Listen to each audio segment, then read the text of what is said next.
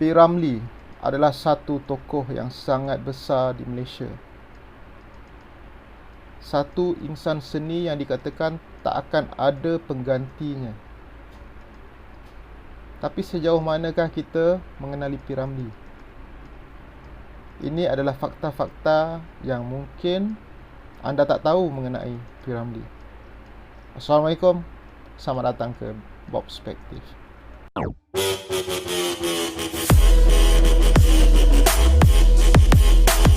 Okay guys, P. Ramlee. Siapa yang tak kenal P. Ramlee? Tapi sejauh manakah kita mengenali P. Ramlee? Saya ada jumpa beberapa info, fakta mengenai Allahyarham Tan Sri P. Ramlee yang saya rasa menarik untuk saya share, sebab pada saya menarik info-info ni, dan saya pun macam wah, saya tak tahu pasal benda banyak yang saya tak tahu pasal P. Ramlee sebenarnya. Okey, tanpa membuang masa, kita teruskan kepada info yang pertama. Saya memilih beberapa je dekat sini, sebenarnya ada banyak lagi. Antara yang saya tak tahu dan saya rasa menarik, sebenarnya ramai tahu P. Ramlee lahir pada 22 Mac 1929. Tapi saya rasa ramai yang tak tahu sebenarnya P. Ramlee lahir pada Hari Raya Aidilfitri. So itu antara yang saya rasa macam oh okey, saya pun baru tahu. Mungkin ada yang dah tahu, saya je yang tak tahu. Okey, sebelum Allahyarham meninggal, dia ada merancangkan untuk mengarahkan dan menerbitkan sebuah filem. Dari apa yang saya baca ni, filem ni adalah berkenaan agama, berkenaan dengan mungkin filem dakwah ke, saya tak tahu, wallahu alam. Sebab tajuknya, tajuknya adalah Hidayah. Dan kemudian filem ni dah dibuat pre-production dan poster semua dah siap, tapi ditunda untuk syuting kerana menunggu religious advice on the script. So maknanya macam saya kata tadi lah, mungkin sebuah filem mengenai keagamaan. So tetapi tidak ada rezeki untuk diteruskan. Okey, seterusnya filem Cinta. Filem Cinta ni adalah filem debut P. Ramlee sebagai penyanyi dan pelakon. Filem pertama dia berlakon adalah filem Cinta ni pada tahun 1948. Ni masa dia muda-muda dulu lah, memang zaman dia. Cara nyanyian dia pun masa muda tu memang lain lah dengan dia dah berumur sikit tu. Ini adalah satu info yang saya dah tahu sebenarnya, tapi saya ingin share juga sebab dia adalah satu benda yang saya rasa agak cool. P. Ramlee ni sebenarnya dia antara pengarah yang dia sangat buat rujukan atau yang dia minat. Salah satunya lah yang saya tahu, mungkin ada lain, tapi yang selalu dia perkatakan adalah pengarah daripada Jepun, Akira Kurosawa. Dia ni menjadi inspirasi kepada P. Ramlee. Kita boleh tengok dia punya inspirasi daripada Akira Kurosawa tu dalam filem Semerah Padi. Kita boleh tengok shot-shotnya. Ada shot-shotnya yang sama digunakan juga. Apa yang paling saya ingat, ada satu shot dia watak P. Ramlee ni, dia berjalan dalam hutan, bukanlah hutan tebal, tapi adalah, lepas tu ada pokok-pokok. Dia sudah itu yang saya ingat lah. So nak explain pun susah. Okey, ada 3 pelakon yang P. Ramlee sangat admire.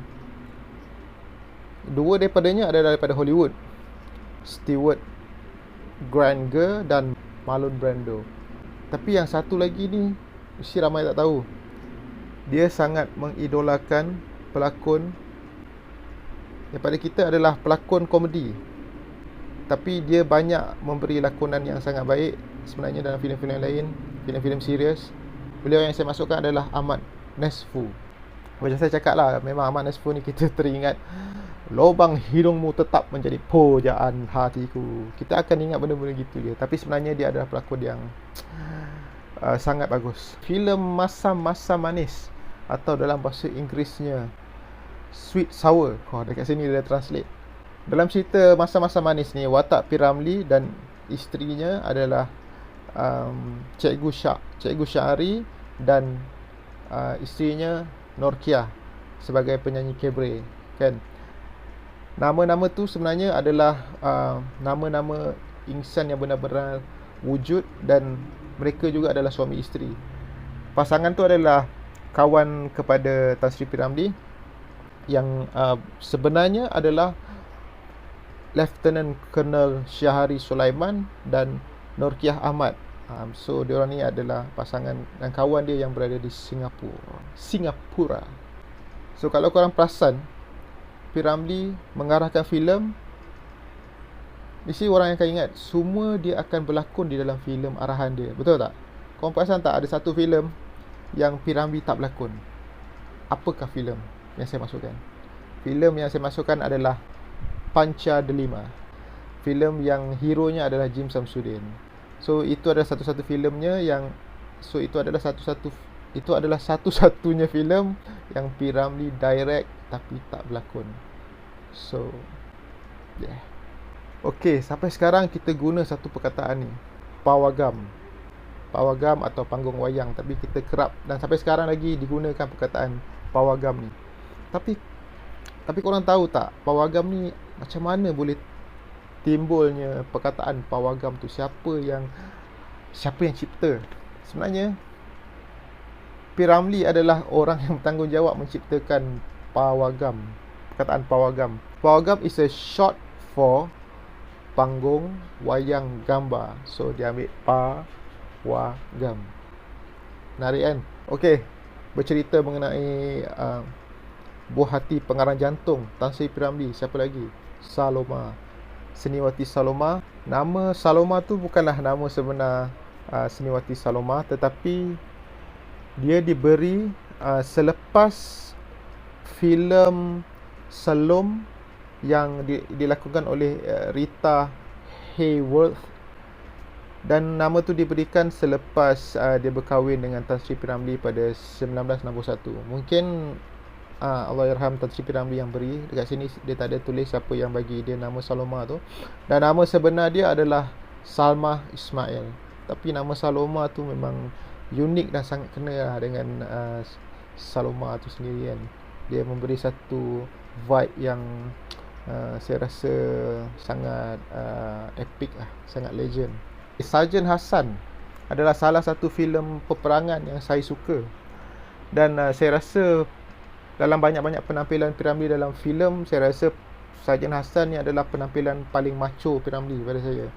Dia memang nampak sangat rugged dan macho dalam filem ni. Tapi baru saya tahu, dan mungkin korang pun tak tahu, yang filem ni bukanlah 100% arahan Tan Sri P. Ramlee. Filem ni asalnya diarahkan oleh pengarah Lamberto V. Avellana, yang kemudiannya dia pulang ke Filipin, seorang Filipin lah, pulang ke Filipin tanpa dia sempat siapkan filem Sarjan Hassan ni. Saya tak pasti kenapa. Dan kemudian tanggungjawab untuk menghabiskan filem tu diserahkan kepada Tan Sri P. Ramlee. So, dan juga saya tak pasti jugalah berapa persen daripada filem tu adalah arahan Tan Sri P. Ramlee. Tapi apapun, filem tu adalah satu naskah yang antara favourite saya lah kalau daripada filem P. Ramlee. Ikutkan memang filem P. Ramlee semuanya memang saya suka lah. Saya memang peminat P. Ramlee, peminat karya-karya P. Ramlee. Siapa yang boleh deny karya-karya dia yang boleh bertahan sampai sekarang, dan kita tengok berulang-ulang kali pun kita rasa macam first time juga tengok. Cerita lawak ada kita tengok banyak kali pun, bila kita tengok balik kita gelak macam kita first time tengok, kan? Siapa yang boleh dapat formula macam tu? Siapa yang boleh break the code dan dapat formula macam tu zaman sekarang? Saya rasa tak ada lagi lah. Even dekat Hollywood pun saya rasa tak tahulah, mungkin saya yang tak tahu. Dan okey, macam saya kata tadi lah, fakta-fakta ni mungkin dah ada yang tahu. Orang-orang yang betul-betul fan kepada P. Ramlee, orang-orang yang minat filem memang akan tahulah. Dan info ni saya dapat daripada The P. Ramlee Cyber Museum. Kalau ada daripada fakta-fakta ni yang saya baca tadi tak betul, korang boleh betulkan saya dekat ruangan komen. Sebab saya pun dapat daripada inilah Cyber Museum ni. Saya pun tengok benda ni macam dah lama kan. Saya rasa macam kalau apa cakap ni. So korang pun kalau ada apa-apa info tambahan mengenai P. Ramlee, korang boleh share lah dekat ruangan komen. Dan terima kasih kerana menonton.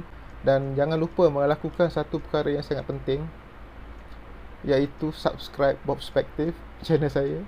Tolong bantu saya untuk grow lagi, insyaAllah. Dan tak ada apa lagi yang boleh saya katakan. Memang satu seniman yang tak ada penggantinya. Allahyarham Tan Sri P. Ramlee. Saya habis sampai di sini saja. Assalamualaikum. Peace out.